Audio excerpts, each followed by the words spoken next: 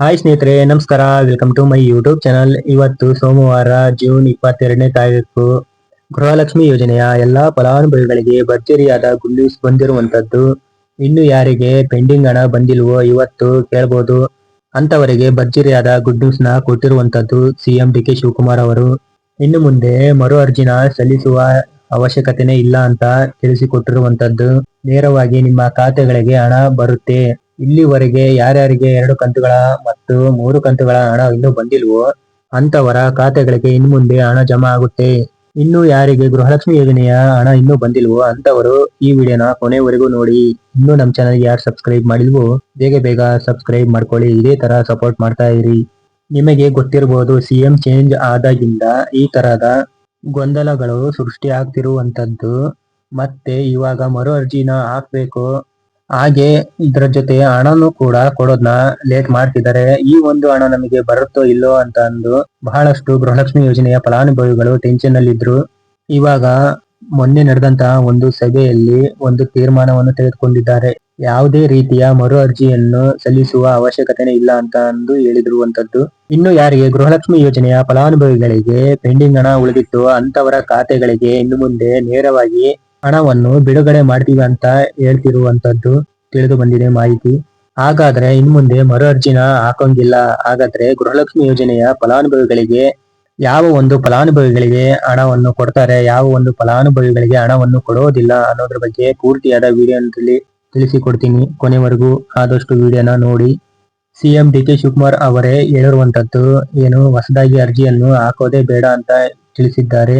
ಇವಾಗ ನಿಮಗೆ ಗೃಹಲಕ್ಷ್ಮಿ ಯೋಜನೆಯ ಒಂದು ಹಣವನ್ನು ಪಡಿಬೇಕು ಅಂತಂದ್ರೆ ಅದಕ್ಕಾಗಿ ಏನ್ ಮಾಡ್ತಾ ಇದ್ದಾರೆ ಅಂತಂದ್ರೆ, ಇವಾಗ ರಾಜ್ಯ ಸರ್ಕಾರ ಮನೆಗೂ ವೆರಿಫಿಕೇಶನ್ ಮಾಡ್ತಾ ಇದ್ದಾರೆ.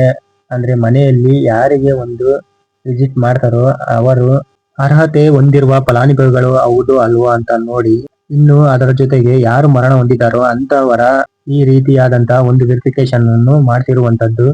ಇನ್ನೇನು ಕೆಲವೇ ದಿನಗಳಲ್ಲಿ ಈ ಒಂದು ವೆರಿಫಿಕೇಶನ್ ಕೂಡ ಸ್ಟಾರ್ಟ್ ಆಗುತ್ತೆ. ಎಲ್ಲರ ಮನೆಗೂ ವಿಸಿಟ್ ಮಾಡಿ ನೀವು ಅರ್ಹತೆ ಇರುವಂತಹ ಫಲಾನುಭವಿಗಳಾಗಿದ್ರೆ ಮಾರ್ಕ್ ಮಾಡ್ಕೊಂಡು ಹೋಗ್ತಾರೆ. ಅರ್ಹತೆ ಹೊಂದಿರುವಂತಹ ಫಲಾನುಭವಿಗಳಿಗೆ ಮಾತ್ರ ಹಣವನ್ನು ಕೊಡ್ತಾರೆ.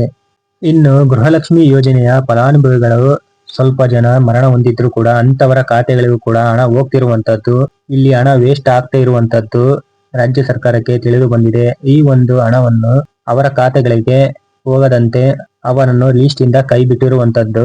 ಇನ್ನು ಇದರ ಜೊತೆಗೆ ಹೊರ ರಾಜ್ಯಗಳಿಂದ ಕೂಡ ಬಂದು ನಮ್ಮ ರಾಜ್ಯದಲ್ಲಿ ವಾಸವಾಗಿದ್ದು ಅಂತವರ ಖಾತೆಗಳಿಗೂ ಕೂಡ ಹಣ ಹೋಗ್ತಿರುವಂತದ್ದು ಈ ಒಂದು ಮಾಹಿತಿ ಕೇಳಿ ಬರ್ತಾ ಇದೆ. ಹಾಗೆ ಇದರ ಜೊತೆಗೆ ಇಲ್ಲಿ ಯಾರು GST ನ ಕಟ್ತಾರೆ ಹಾಗೂ ಇನ್ಕಮ್ ಟ್ಯಾಕ್ಸ್ ಕೂಡ ಯಾರು ಕಟ್ತಾರೆ ಅಂತವರ ಲಿಸ್ಟ್ ಅನ್ನು ಕೂಡ ಇಲ್ಲಿ ಕೈ ಬಿಟ್ಟಿರುವಂತದ್ದು. ಅವರಿಗೆ 2,000 ಹಣವನ್ನು ಕೊಡೋದನ್ನ ಬಂದ್ ಮಾಡ್ತಾರೆ. ಹಾಗೆ ಮುಂದಿನ ದಿನಗಳಲ್ಲಿ ಈ ರೀತಿಯಾದ ವೆರಿಫಿಕೇಶನ್ ಅನ್ನು ಸ್ಟಾರ್ಟ್ ಮಾಡ್ತಾರಂತೆ. ಯಾವ್ದಪ್ಪ ಅಂತಂದ್ರೆ ಕೆಲವೊಂದು ದಾಖಲೆಗಳನ್ನು ಕೇಳ್ತಾರೆ.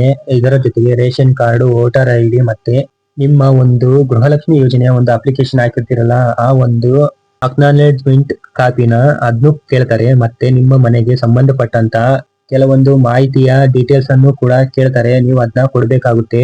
ಇಷ್ಟರಲ್ಲೇ ಈ ವೆರಿಫಿಕೇಶನ್ ಅತಿ ಶೀಘ್ರದಲ್ಲೇ ಬರುವಂತದ್ದು.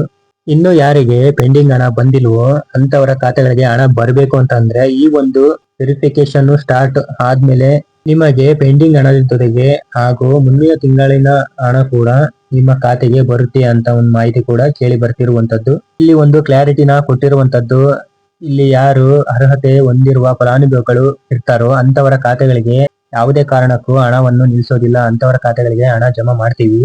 ಇನ್ನು ಯಾರು ಮರಣ ಹೊಂದಿರ್ತಾರೋ ಅಂತವರ ಖಾತೆಗಳಿಗೆ ಹಣ ಹಾಕೋದಿಲ್ಲ, ಅಂತವರನ್ನು ಲಿಸ್ಟ್ ಇಂದ ಕೈ ಬಿಡ್ತೀವಿ ಅಂತ ಮಾಹಿತಿ ತಿಳಿಸಿರುವಂತದ್ದು. ಇದರ ಜೊತೆಗೆ ಯಾರ್ಯಾರು GST ಹಾಗೂ ಇನ್ಕಮ್ ಟ್ಯಾಕ್ಸ್ ನ ಕಟ್ತಾರೋ ಅಂತವರ ಖಾತೆಗಳಿಗೆ ಹಣವನ್ನು ನಿಲ್ಲಿಸ್ತೀವಿ, ಹಾಗೆ ಅವರನ್ನ ಈ ಲಿಸ್ಟ್ ಇಂದ ಅವರನ್ನು ಕೈ ಬಿಡ್ತೀವಿ ಅನ್ನೋ ಒಂದು ಮಾಹಿತಿ ಕೇಳಿ ಬರ್ತಿರುವಂತದ್ದು. ಗೃಹಲಕ್ಷ್ಮಿ ಯೋಜನೆಯ ಫಲಾನುಭವಿಗಳು ಮರು ಅರ್ಜಿ ಹಾಕುವ ಅವಶ್ಯಕತೆ ಇಲ್ಲ. ಯಾವುದೇ ಕಾರಣಕ್ಕೂ ತಲೆ ಕೆಡಿಸ್ಕೊಳ್ಳೋಕೆ ಹೋಗ್ಬೇಡ್ರಿ, ನಿಮಗೆ ಹಣ ಬಂದೇ ಬರುತ್ತೆ. ಇದಾಗಿತ್ತು ಇವತ್ತಿನ ಅಪ್ಡೇಟ್ ಸ್ಟೋರಿ. ಇದೇ ತರ ಹೊಸ ಅಪ್ಡೇಟ್ ನ ತಿಳಿಸ್ಕೊಡ್ತಾ ಹೋಗ್ತೀನಿ. ವಿಡಿಯೋ ಇಷ್ಟ ಆದ್ರೆ ಲೈಕ್ ಮಾಡಿ. ಇನ್ನೂ ನಮ್ಮ ಚಾನಲ್ಗೆ ಯಾರು ಸಬ್ಸ್ಕ್ರೈಬ್ ಮಾಡಿಲ್ವೋ ಬೇಗ ಸಬ್ಸ್ಕ್ರೈಬ್ ಮಾಡ್ಕೊಳ್ಳಿ. ಇದೇ ತರ ಸಪೋರ್ಟ್ ಮಾಡ್ತಾ ಇರಿ.